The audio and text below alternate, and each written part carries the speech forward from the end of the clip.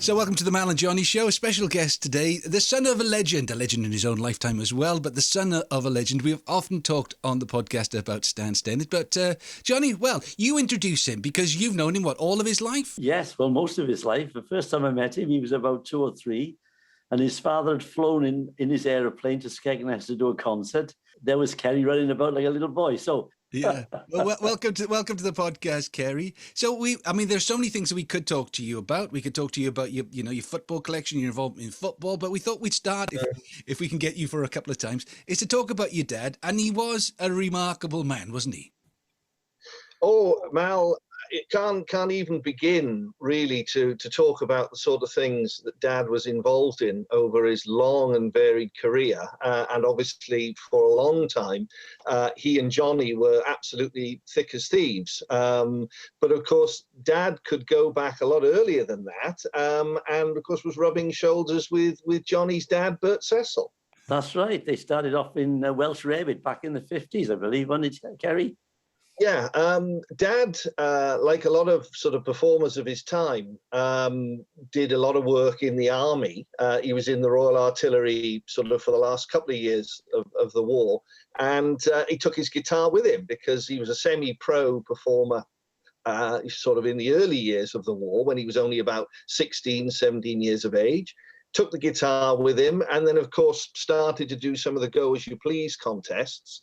But after having won a couple of those, he got a couple of chances then to appear on Welsh Rarebit. And, of course, Johnny, your dad, had been a mainstay of that programme, hadn't he, really right the way through the 40s?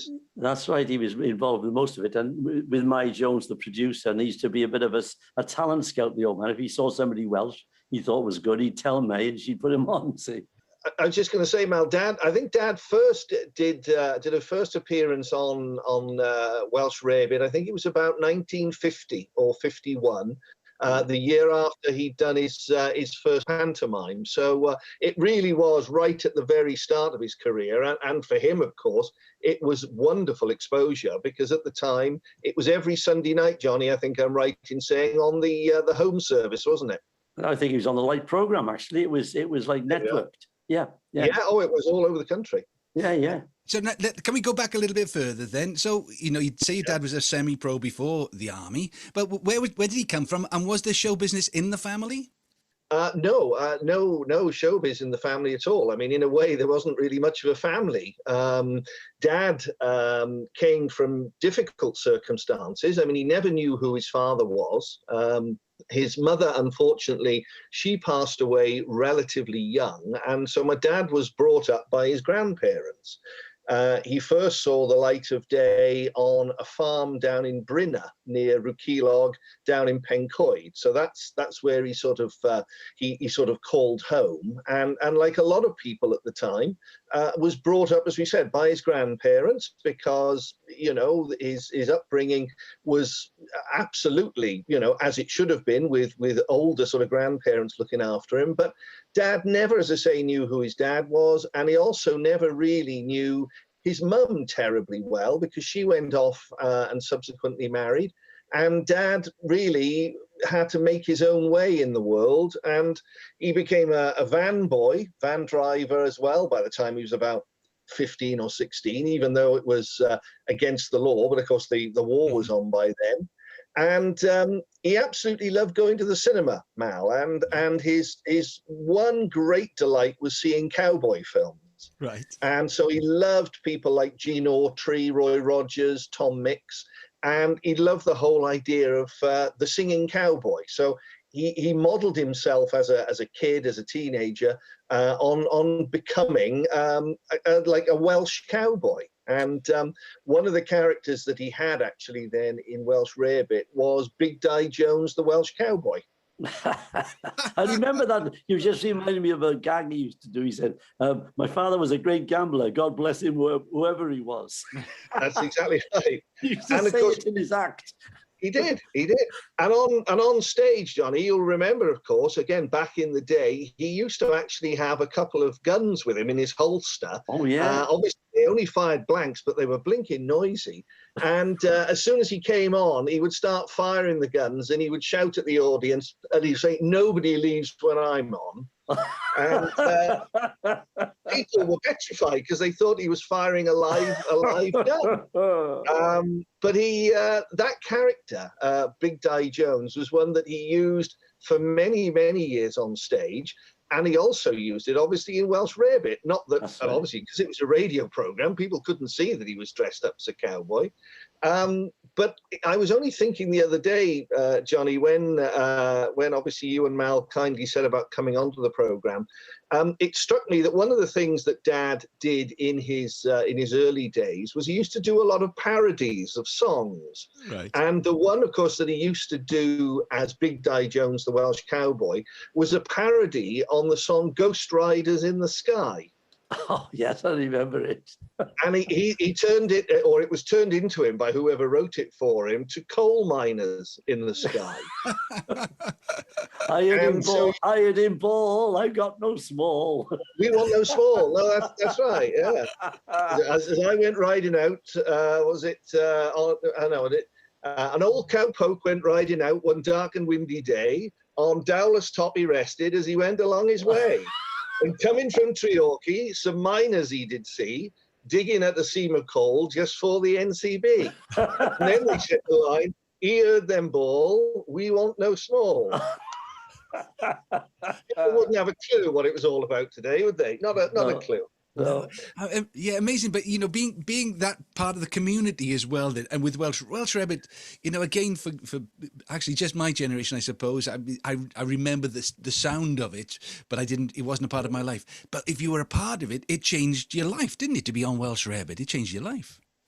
It was a huge break for my dad, and he'd had a couple of years as a semi-pro. He'd also worked as part of a trio called the Harmaniacs. He worked with Steve Gibson and George Hodge, who were two very, very dear friends of his. And they started off playing places like the cinema, like the Olympia, which became the ABC in Cardiff. And they were working all these sort of workmen's halls in the valleys when he sort of came back and was demobbed from the army in, about 1947, 48. But they did a summer season up at the Gaiety in Ayr for about 25 weeks. And I think that almost sort of killed the trio off, really, because they decided, the other guys decided they didn't really want that lifestyle of living away from home for as long as they did. They'd done some weekly variety around some of the metropolitan halls in London, which was okay. But then, as I say, I think the summer season up in Scotland, nice though obviously Ayr is, it was probably the thing that made the two boys realise they didn't really want to go into the business full time. But Dad was absolutely all for it. So by the time then he did get the chance to go into Welsh Rarebit, he was very much a solo performer with his guitar. And as I say, things like these parodies that he used to do. And he was also very, very keen on American humor, Mal. He was a big, big fan of a lot of the American performers. And he actually had the chance at the tail end of the war to work down in Surrey, down towards Johnny's neck of the woods, in a show that was on at one of the US service bases that Bob Hope did. So he got to work with Bob Hope very, very early on in his career. Not that probably he probably didn't even necessarily say hello to him, but he would have certainly watched him from the side stage. And as I say, Dad was just such a devotee of that sort of slick transatlantic humor. And in a lot of the things, Johnny, then, that were written about Dad through the early 50s, a lot of people did sort of compare his wisecracking with a lot of American, comedians. He liked zany humor as well, didn't he? He loved like Spike Jones and the City Slickers and the Three Stooges and all that. Yeah, he was absolutely on the floor when the Three Stooges came on, and a lot of people would just look at him as though he was mad. But he loved that American humor, and when he used to come on stage as well, of course, he used to have a big cowboy hat with a big arrow through it. So it looked like the arrow shot through his head. And he used that for years. Absolutely. I remember his bill matter was certified insanely funny. Yeah. And I mean, how politically incorrect could you get, really? Yeah, certified insanely funny. Yeah. So, obviously, you're doing a lot of gigs. You get match fit. You get very good at it. But was he a student of those acts as well? Would he? Not research. We call it. Not. Well, you steal from the best, don't you? But did he? Did he actively research them and try and find out the good bits and use them in his own act? Well, I think it was difficult in those days, Mal, because of course we're talking about a very different time, aren't we? I mean, there was no television. There was steam radio, as they used to call it, and this is why, of course, Welsh Rarebit was so important, because, as Johnny mentioned, it was a nationwide programme broadcast on a Sunday evening. They used to do it from the Corey Hall in Cardiff. That's right, yeah. Of course, no longer there. And I mean, it was the launch pad for so many people. But Harry Seacombe for one. Yeah. Well, Harry then used to compare the radio show, on alternate weeks, and then Dad used to do the other weeks. So Dad never worked terribly much with Harry in those days, but they were then the two people who sort of took over, because I mean, it sounds funny to say now, because they were the new breed, weren't they? Yeah. And there was another one, Ozzy Morris. Was it Ozzy Morris? Ozzy, yeah. Yeah, he was a good comedian. And I mean, the thing is, John, Ozzy was a huge star. He was a big name, Big name. And one of the things that I've got here by my side, and I don't know how easy you can pick this up, but there's the poster for Dad's first pantomime. Ozzy, yeah. At the Grand in Swansea. Let me get it the right way around. Hang on. That's it. Up a bit. That's it. That's it. Up a bit. Left a bit. Lower. There. Oh, there he is. Yeah, Sullivan. Yeah, there's Ozzy. Ozzy Morris, right. And then Dad's down there in this bottom corner. Yeah. Playing the part of, what was it? Tom the Robber. Tom the Robber. And he was opposite another guy who was by the name of Royston Smith, and he was a little person, as we now have to say. Right. And and so it was Red Riding Hood, and that was Dad's first panto at the Grand in Swansea, 51 that was. So the funniest thing is, the first panto I ever did with your father was at the Grand in Swansea. It was. 1969 going into 70. I got the poster. Oh, there it is. You got it. There it is. Johnny Tudor along the bottom. Yeah. That's me. Yeah. My dad always used to say that was probably the most fun he ever had in a pantomime, with you, Ronnie Coyles, the Falcons. And I mean, it went on for about 30 weeks, didn't it? It finished after Mother's Day, so it was well into March. I know that. But we used to laugh so much on stage and off, Yeah. I'll never forget one day, one of the stage hands was a coalman in the daytime.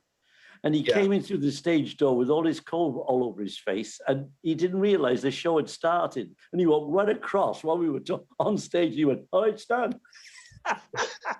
Yeah, nice stuff. I mean, you wouldn't believe it. But you wouldn't. No, you wouldn't.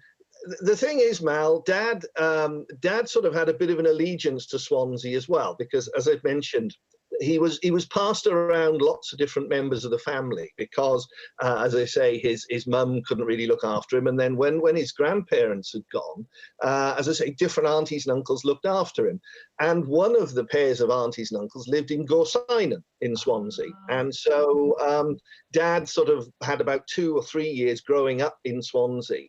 Or in Gorsinan, and so he had a real soft spot for Swansea, and he always loved playing the Grand, and of course, as we said, did his first pantomime there, and also then he did a panto at the Empire in Swansea with Morecambe and Wise.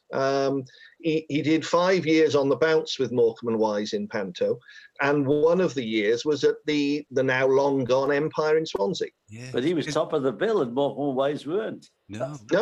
Well, actually, that's very true. Yeah, I met Eric, and that was the first thing he said when he found out I was from Swansea. We did our first gig there, but obviously it was bottom of the bill to your dad. Your dad had this, ability. Well, he had a plane, so he could go all around the country. Did he ever move out of South Wales? I mean, why didn't he go and live in Surrey or in London or the home counties? Well, it's a good question, actually, Mal. Dad loved his home, and I think that was partly because, as I say, as a kid, he didn't really have any roots.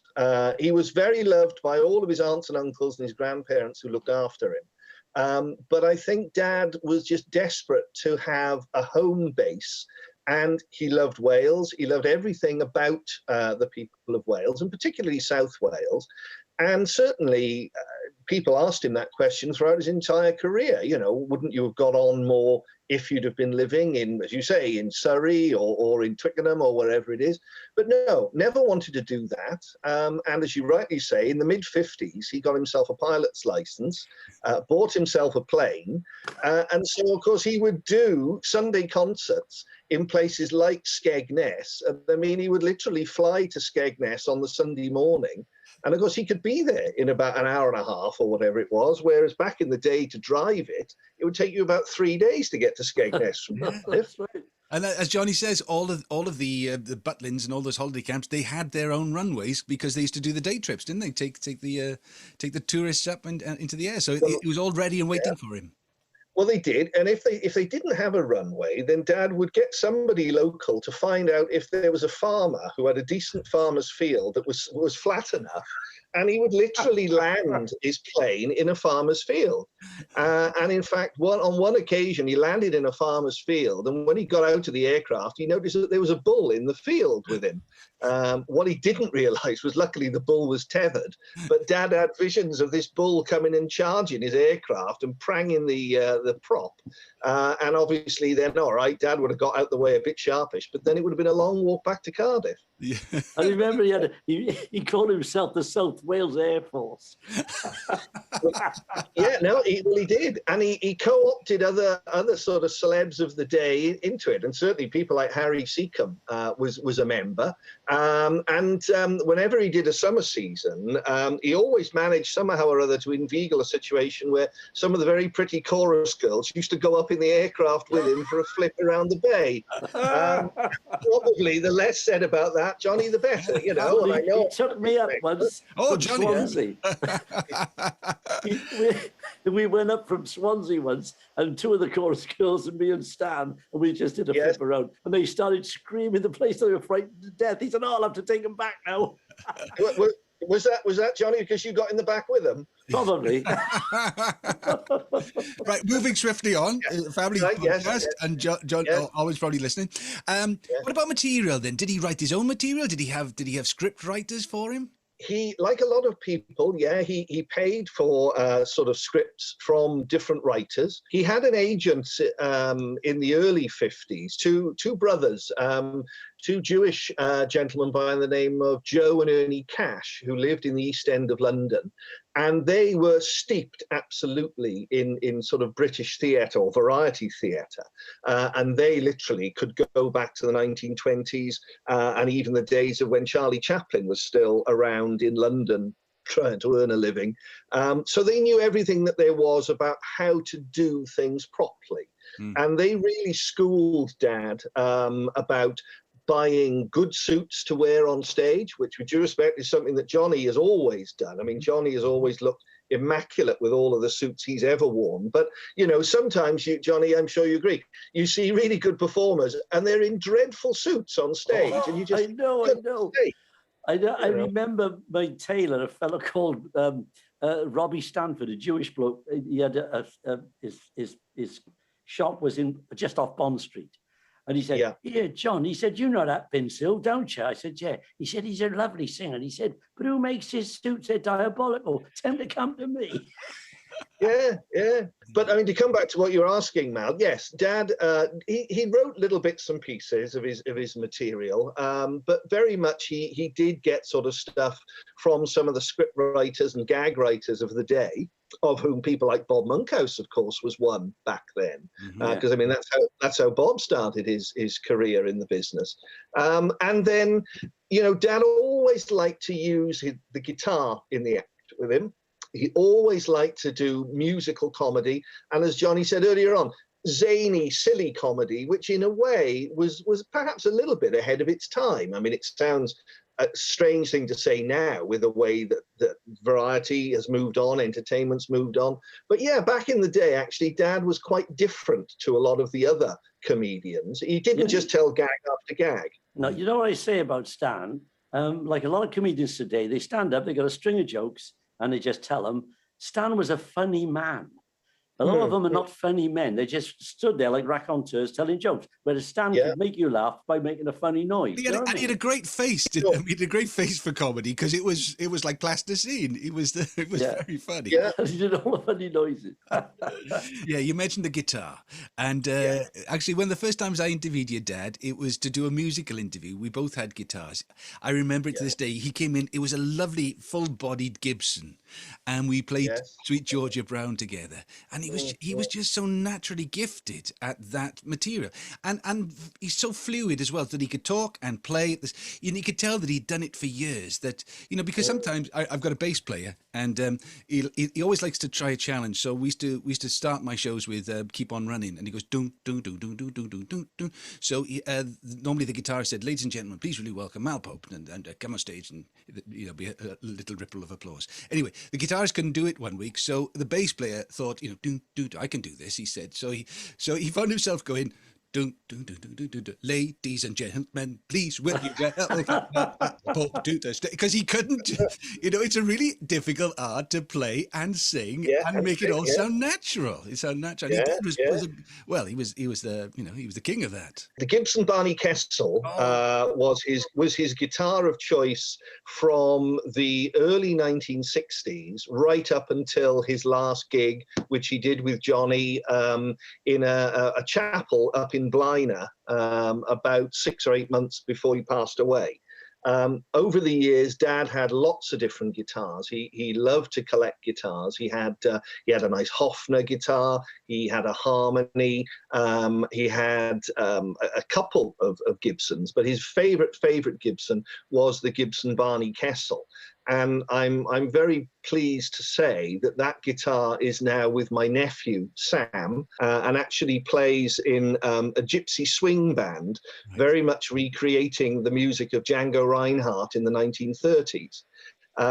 But it was, I play and dabble a bit with the guitar, but Sam was taught by my dad, and Sam started playing guitar when he was about 10 years of age, and everything really that he knows, he was taught by his granddad. So it was only fair that Gibson Barney Kessel now should reside in my nephew's house rather than in mine. Yeah, brilliant. Your dad's friends in show business, obviously Eric Morecambe never forgot that friendship.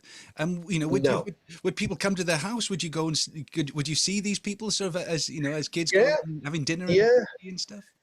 It sounds a weird thing to say that, you had so many of these people come and stay. Certainly Eric stayed several times at my mum and dad's house, our family home, which was up on Robina Hill in Cardiff. Mum and dad bought the house in about 1963, and they never left because for my dad, it was his castle. And we had lots of people come to stay. Les Dawson stayed. I remember Clive Dunn from Dad's Army stayed for a day or two.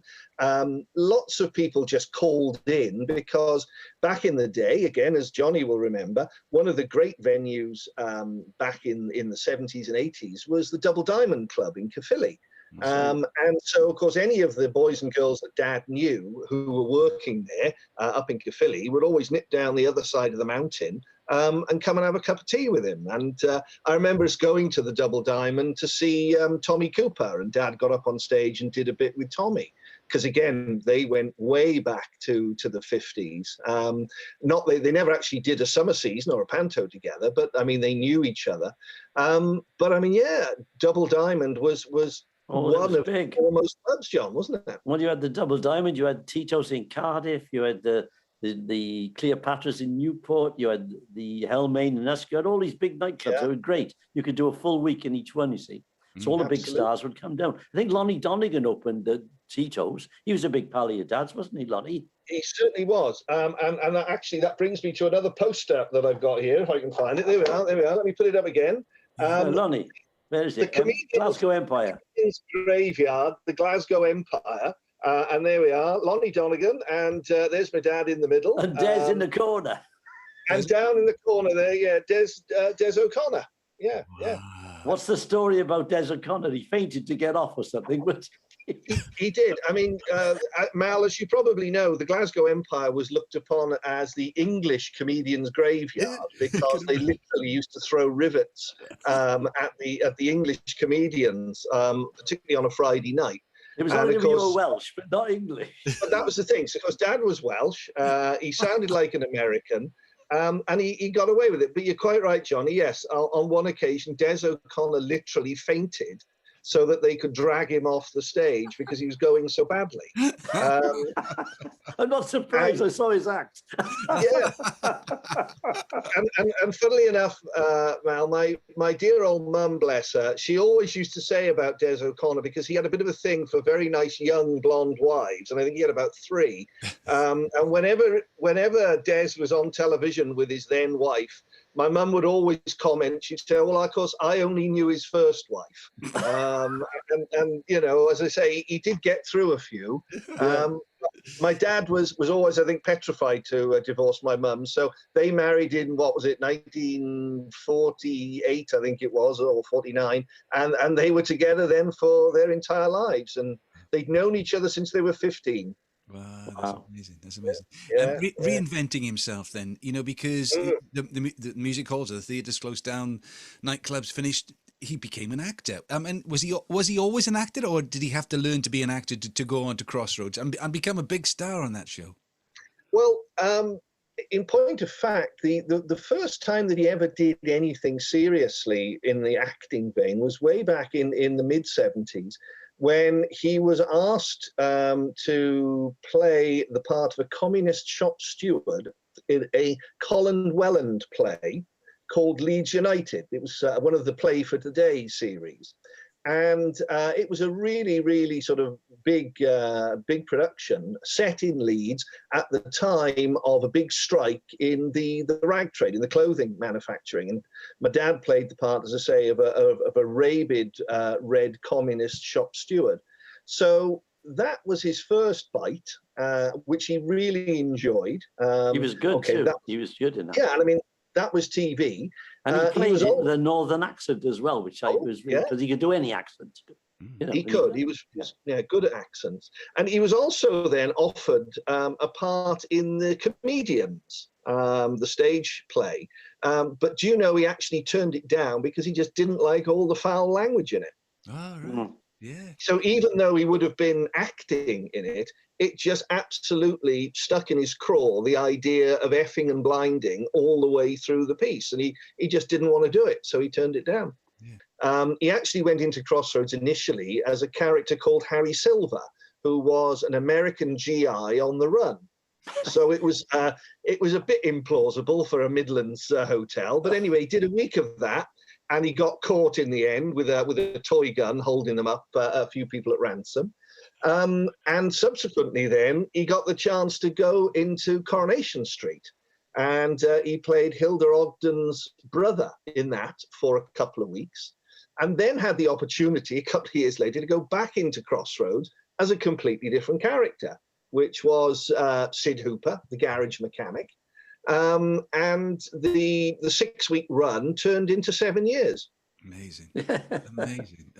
Yeah, and it's funny how people think of Ringo Starr as being the voice of Thomas the Tank Engine rather than the drummer in the Beatles.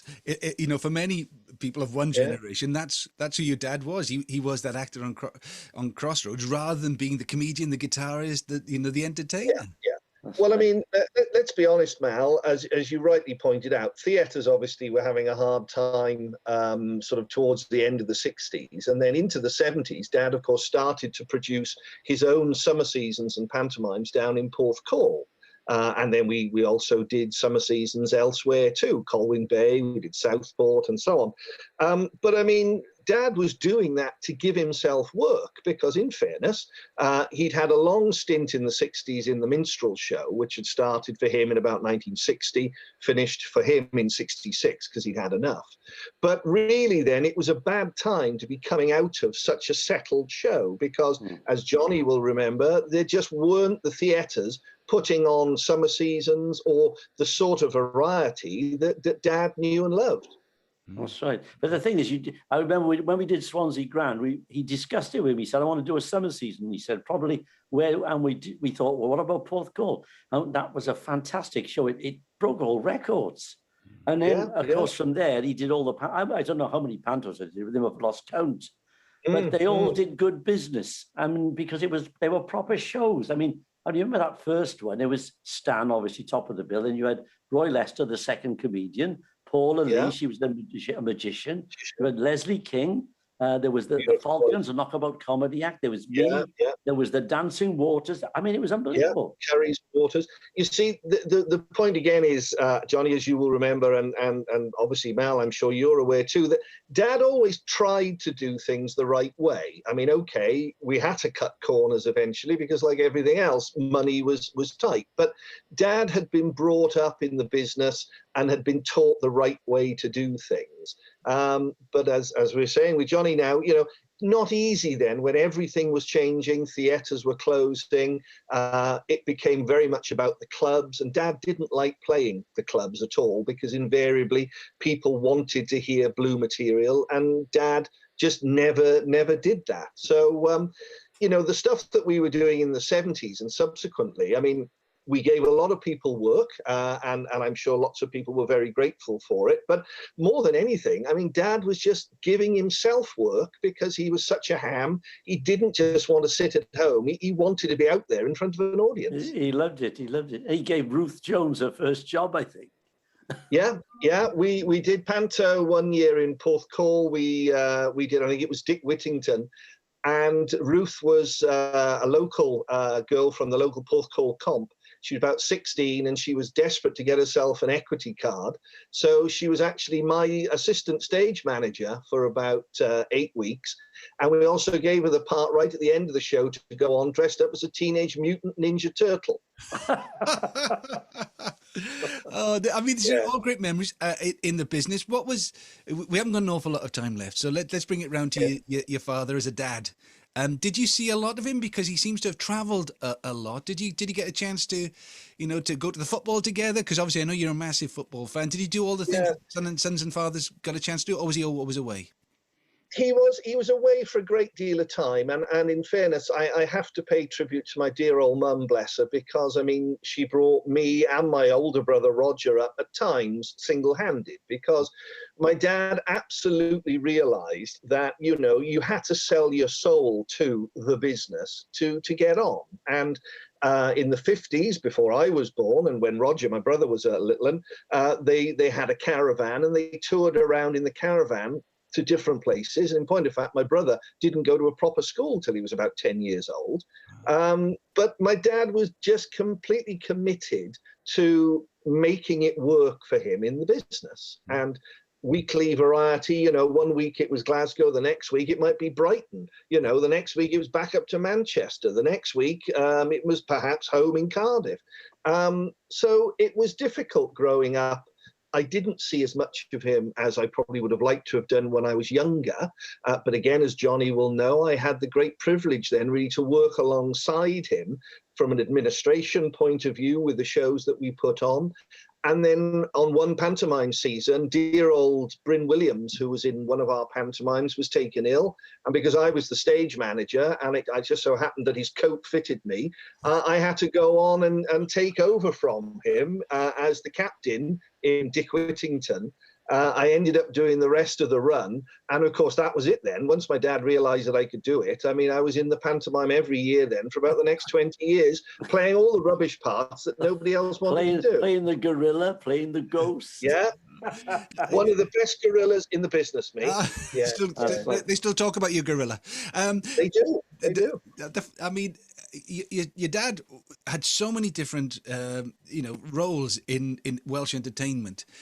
And it's funny, isn't it? Because we do, Johnny, I often talk about this, we take our own heroes for granted. We don't make enough of them. Do you feel a little bit miffed that we don't actually, I mean, we try our best to mention Stan almost every show, but, do you feel that he hasn't been given the recognition that he really deserves what he did? Oh, without a shadow of a doubt, because you see, the thing is, Mal, and I'm sure you will understand this. I mean, you're either sort of part of the in crowd or you're not. And my dad actually, for about the 70 years of his career, was never really in the in crowd. My dad never really believed in going to showbiz parties and buttering people up to try and get work. Although my dad was Welsh and was very proud to be Welsh, he would have never really called himself a comedian from Wales or a Welsh comedian. He was a British comedian, and he stood alongside the likes of Ken Dodd, Bruce Forsyth, Morecambe and Wise, all of those sorts of people. He very much was a British entertainer. He never fell back on the sort of thing about, oh, well, you know, I'm from Wales, just like some people say, oh, well, I'm Irish and all this sort of stuff. My dad absolutely wanted to stand or fall by the quality of his work. I got to just get this now. When we were doing what's called pantomimes, we were doing so well. Your father was killing him in Cardiff. They were doing bad business, and Martin came, the producer of Cardiff, came and he said, I've got to have you, Stan, you're killing me. And he went in and he did 5 years on the trot in Cardiff New Theatre and sold out every year. Fantastic. Brilliant. Well, it's been lovely to talk to you today, Ceri. I'm sure if you wouldn't mind coming back and talking about your other loves and your collection. I mean, your memory is just there. But it's been a real joy to talk to you and to honour the memory of Stan. So it's goodbye from me. And it's goodbye from me, and it's goodbye from Ceri Stennett. Thank you very much. Thank you, boys.